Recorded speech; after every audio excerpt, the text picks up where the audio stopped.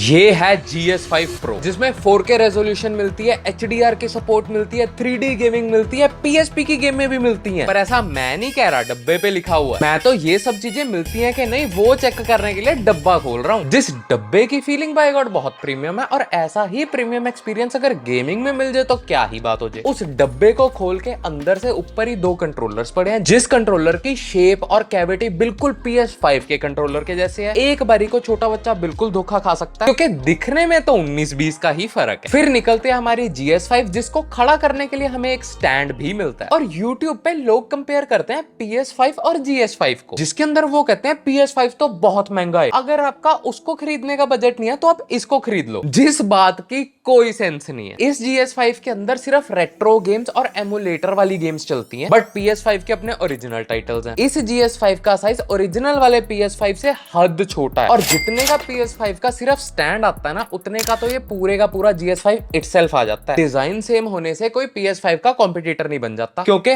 हर पीली चीज सोना नहीं होती। एंड इंस्टॉल करने के लिए आपको डब्बे के अंदर से मिलती है एक HDMI पोर्ट, जिसको आप इसके पीछे वाले HDMI पोर्ट से कनेक्ट करो और दूसरा HDMI पोर्ट टीवी से कनेक्ट करो। फिर डब्बे के अंदर से इस GS5 को पावर देने के लिए एक निकलती है C टाइप टू USB का पोर्ट। जिस C टाइप वाले पोर्ट को GS5 में लगाओ, जो इसका पावर कोड है, USB वाला उसको किसी भी मोबाइल के अडेप्टर वगैरह में डाल के पावर सप्लाई दे दो। GS5 तो ऑन हो चुकी है, अभी कंट्रोलर नहीं चला, क्योंकि जैसे ही वो USB का पिन आप GS5 में फिट करोगे तो आपके कंट्रोलर्स भी कनेक्ट हो जाएंगे। बट कंट्रोलर्स को पावर देने के लिए इसके अंदर अलग से 2 सेल डलते हैं, मोटे वाले, जिनको डालने के बाद अब आपका सेटअप पूरे का पूरा हो गया है, और अब आप तैयार हो फुल गेम में खेलने के लिए। और इस कंसोल में आपको 30,000 गेम्स मिलती हैं, ऐसा मैं नहीं कह रहा, डब्बे पे लिखा है। उस 30,000 के नंबर को आप बढ़ा भी सकते हो। इसके पीछे वाले जो SD कार्ड है उसके अंदर और गेम्स डाल के जस्ट इंटरनेट से रोम डाउनलोड करो और इसके SD कार्ड में कॉपी कर दो। बट ये वाला जो SD कार्ड है, ये हद्दी निहायती चाइनीज कार्ड है, जिस वजह से आपको यही नहीं पता लगेगा कि किस टाइम आपका ये GS5 क्रैश हो चुका है। तो आपको फ्यूचर के लिए इसका जो कार्ड है एक अच्छे ब्रांड के SD कार्ड के साथ रिप्लेस करना पड़ेगा। जैसे इस GS5 को ऑन करते हैं, सबसे पहली चीज देखते हैं इसका यूजर एक्सपीरियंस। जो एक्सपीरियंस काफी ऑर्गेनाइज्ड है, हर डिफरेंट कंसोल का फोल्डर बना हुआ है। उस कंसोल के अंदर जाते हो तो उसी कंसोल की गेम्स है, जिस गेम पे जाते हैं फोटो आती रहती है गेम की, जिससे गेम को ढूंढना बहुत ईजी हो जाता है इतने बड़े नंबर में से, 30,000 का नंबर। पर मेन चीज होती है UI में सर्फिंग, और कहीं उसके अंदर लैग तो नहीं है। तो मैंने अपनी तरफ से नॉर्मल यूज के सिनेरियो के अंदर काफी लोड दिया, लेकिन UI लैग नहीं होता तो ठीक है। जैसे ही आप किसी गेम के अंदर जाते हो, गेम से बाहर आना हो तो कंट्रोलर पे लगे सिलेक्ट और स्टार्ट वाले बटन को इकट्ठा दबाओ तो आप बाहर आ जाओगे। उसी सिलेक्ट वाले बटन से आप गेम को पॉज प्ले भी कर सकते हो। मतलब ओवरऑल एक्सपीरियंस UI का अच्छा है। बट अच्छी तो इसकी गेमिंग लाइब्रेरी भी है, जिसमें ये कहते हैं 30,000 गेम्स मिलती हैं हमें। तो इस लाइब्रेरी के अंदर हमें 1970 से लेके 2005 तक की गेम्स मिलती हैं, जिसमें अटारी, मेमे, कैपकॉम, PSP, PlayStation 1, निंटेंडो, दुनिया जहान के रेट्रो कंसोल्स की गेम्स है। अब बताता हूँ इस 30,000 गेम्स की सच्चाई। सबसे पहली चीज, आधे से ज्यादा गेम्स रिपीट होती है, देखना।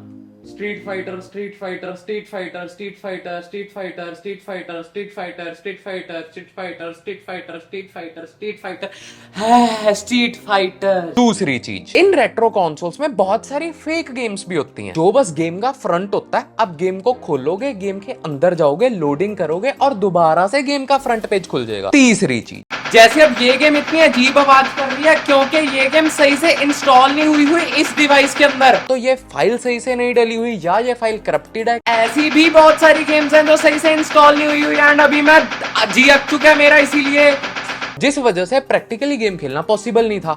ऐसी आवाज होनी चाहिए असली में।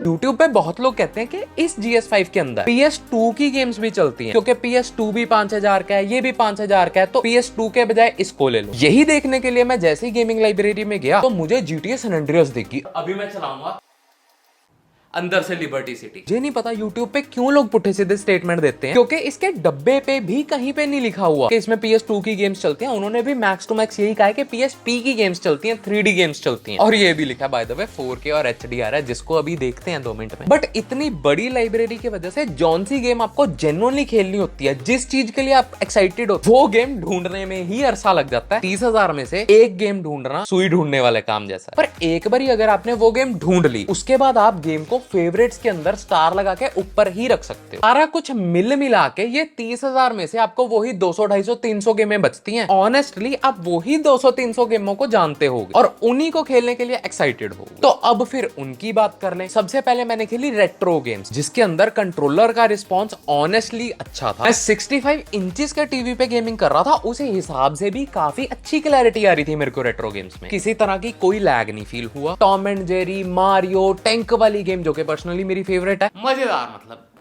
कंचा, आहा, ये सब गेम्स खेल के मजा तो काफी आया। पर मैं बता दूं कि रेट्रो गेम्स में जब आप इन जॉयस्टिक से कंट्रोल करते हो तो आपको फुल कंट्रोल फील ही नहीं होने वाला, क्योंकि जब वो गेम्स लॉन्च हुई थी तब ये जॉयस्टिक्स होती ही नहीं थी। उस वजह से आप सही से जॉयस्टिक से मारियो को या टैंको को, किसी भी चीज को कंट्रोल ही नहीं कर पाते हो। इवेंचुअली आपको बटन से ही कंट्रोल करना पड़ता है। By the way R1 L1 का काम उसके अंदर भी कोई खास नहीं। तो अगर आप सोच रहे हो कि ये जो आपका PS5 जैसा दिखने वाला कंट्रोलर आपको PS5 जैसी गेमिंग की फीलिंग दे देगा, तो बिल्कुल नहीं देगा, क्योंकि वैसी फीलिंग के लिए वैसे कंट्रोल्स भी तो होने चाहिए ना। फिर मैंने की रियल टेस्टिंग AAA गेम्स की, PSP के गेम्स की। जैसे ही मैंने PSP की GTA चलाई, जो कि टॉमी वाली GTA Vice City नहीं है, GTA स्टोरीज है, जो छोटे वाली आई थी PSP के अंदर। जिस गेम के कट सीन्स अच्छे चल रहे थे, जैसे ही मैं गेम खेलने लगा वहीं पे मेरी नजर लग गई, क्योंकि जैसे ही मैं बाइक को सिटी वाली जगह में लेके गया, जहां पे ज्यादा बिल्डिंग्स होंगी, ज्यादा गाड़ियां होंगी, मतलब कि GPU पे ज्यादा लोड होगा, उस लोड के टाइम पे भाई साहब निहायती लैग हो रही है गेम। मतलब जब भी जीपीयू पे लोड डलेगा तो गेम सही से बिल्कुल भी नहीं चलेगी, गेम लैग होगी। फिर मैंने कहा शायद से गेम का चक्कर हो, गॉड ऑफ वॉर ट्राई करते हैं। एंड जैसे ही मैंने गॉड ऑफ वॉर ट्राई करी, फिर मेरे याद आया कि ये तो एक 4K और HDR वाला डिवाइस नहीं था। तो ये क्या है भाई साहब, ये जो इतने डब्बे डब्बे दिख रहे हैं और वो सारा कुछ, मुझे तो लगा था 4K का मतलब क्लैरिटी होती है। मैं प्रैक्टिकली उस गेम को एक 65 इंचेस के टीवी के ऊपर खेल ही नहीं सकता, वो इतने ज्यादा डब्बे डब्बे डब्बे डब्बे, जिस वजह से मुझे कैरेक्टर तक नहीं दिख रहे थे। इससे ज्यादा बढ़िया तो रेट्रो गेम्स में मजा आ रहा था। मुझे नहीं समझ आ रही कि ये पुरानी गेमों के अंदर कहां से 4K लेके आएंगे। गेम लैग होती है, आपको पता ही नहीं आता कौन कहां से आ रहा है, क्या हो रहा है। ज्यादा एनिमीज को सिंपल अटैक वाले बटन से मार सकता हूं, तो आप बस बैठे स्पैम करी जाते हो बटन को। फिर लास्ट होप में मैंने ट्राई करी WWE, जिसके भी कट सीन्स बहुत अच्छे चल रहे थे। इस गेम में मुझे थोड़ा कंट्रोल फील हुआ, क्योंकि मैं बंदे को कंट्रोल कर पा रहा था, मैं रिवर्स भी कर पा रहा था, अटैक भी कर पा रहा था। ओवरऑल PSP की गेम्स का experience was very below average. तो ये GS5 आती है 5000 की, और उस 5000 के अंदर आप सिर्फ रेट्रो गेम्स खेल पाओगे। PSP की गेम्स या थोड़ी अच्छी गेम्स बिल्कुल भी नहीं चलती उसके अंदर। कि हाँ चलती तो है, पर बहुत ज्यादा मजा नहीं आता, तो इस वजह से मैं कहूंगा हाँ नहीं चलती। तो इस डिवाइस को सिर्फ तब लेना अगर आपको PS5 कह के किसी बच्चे को ये GS5 गिफ्ट देना है, ताकि आपके पैसे बच जाएं, और बच्चे को थोड़ी ना पता है कि ये PS5 है या GS5 है। तो इस डिवाइस पे 5000 खर्चने से बढ़िया मैं कहूंगा PS2 पे 5000 खर्चो यार, जिसके अंदर GTA San Andreas भी चलती है, बड़ी टॉमी वाली वाइस सिटी भी चलती है, NFS हीट, मतलब यू नेम द टाइटल, हर एक जबरदस्त बड़ा टाइटल चलता है। सिर्फ एक HDMI कन्वर्टर आपको खरीदना पड़ेगा, दैट्स इट। ये चीज वैसे शो पीस रखने के लिए काफी अच्छी है।